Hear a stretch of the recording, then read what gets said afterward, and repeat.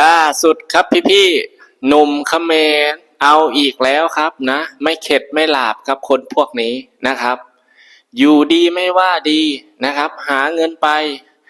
หาทำงานไปไม่ชอบนะครับชอบทำตัวแบบว่ากำพืชลืมกำพืชนะครับนะทำนิสัยแย่นะครับนะนี่แหละครับเขาเรียกว่าคนไม่มีมันสำนึกไม่มีสมองนะครับนะเห็นไหมครับทุกคนนมเขมรนะครับเอาเงินบาทไทยเนี่ยมาจุดอีกแล้วนะเยาะเย้ยไทยอีกแล้วครับนะเอาแบงค์ร้อยของไทยนี่มาจุดมาครับมาเผานะเยาะเย้ยคนไทยนะครับหลายๆคลิปนะที่หนุ่มเขมรคนนี้ทำกับธนบัตรไทยเงินบาทไทยนะครับบาวกีตาร์บอกเลยว่าบุคคลแบบนี้นะครับการกระทำแบบนี้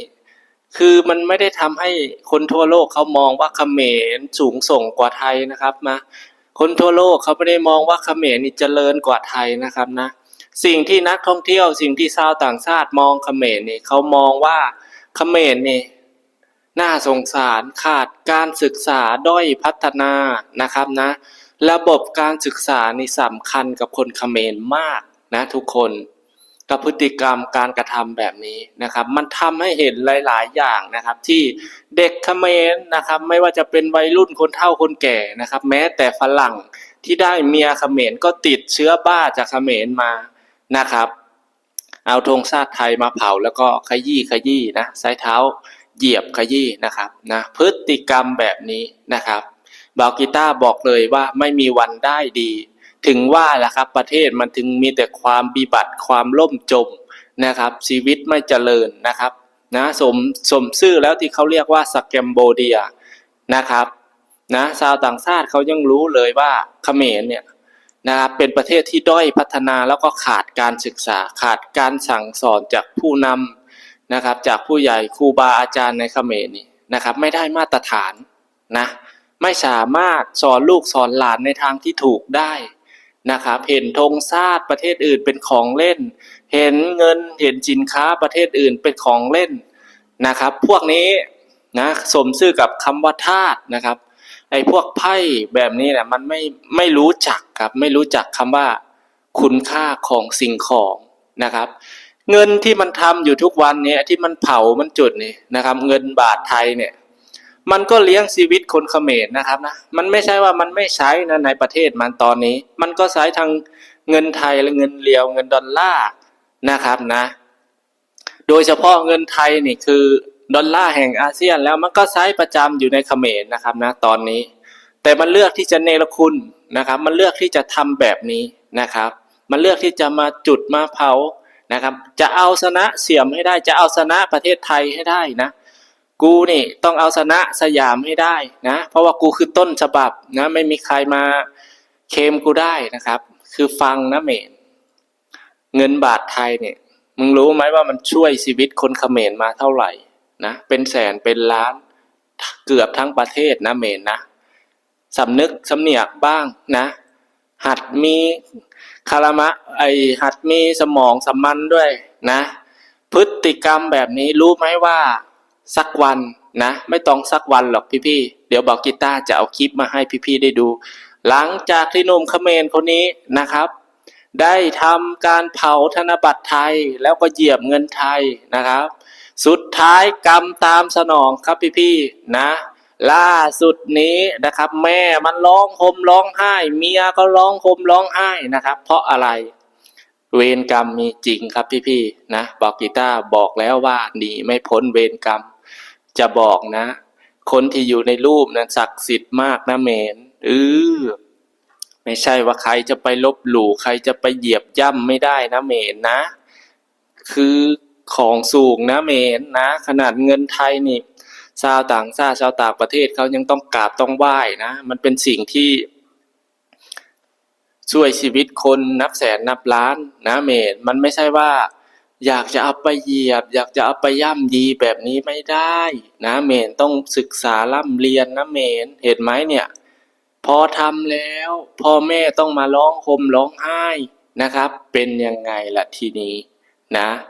บอกแล้วอย่าเล่นกับระบบสุดท้ายพี่ๆสุดท้ายตุยครับนะสุดท้ายตุย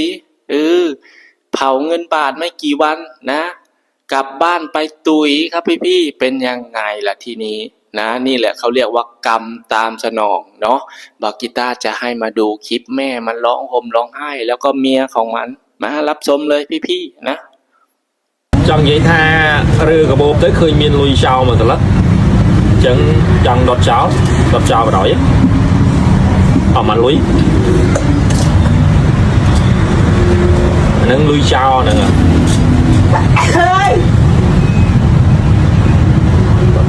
mọt ok video mình đọc phần nắng trong đọt lui chào chào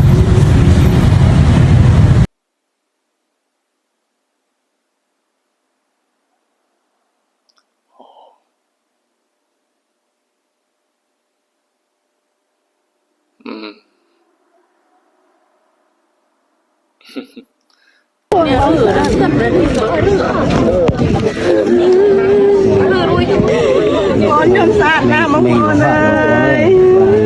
mình là họ mà đợi mà con bóng sạt ra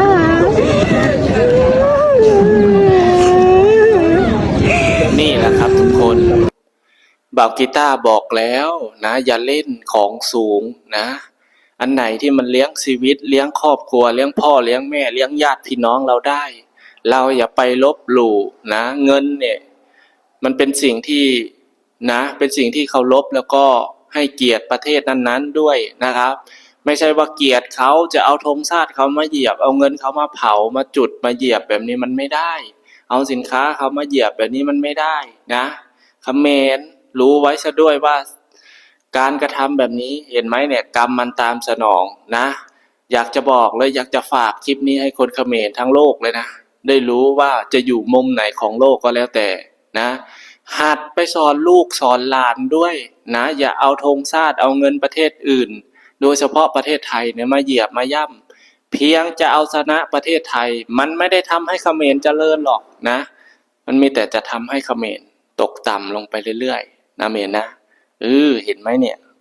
แม่เมียต้องมาร้องห่มร้องไห้นะเป็นยังไงล่ะทำไปไม่กี่วันสุดท้ายตุ๋ยครับพี่ๆนะนี่แหละครับกรรมตามสนองเนาะบอกกีตาร์บอกแล้วพฤติกรรมแบบนี้ไม่รอดนะพี่ๆอย่าหาทำนะครับ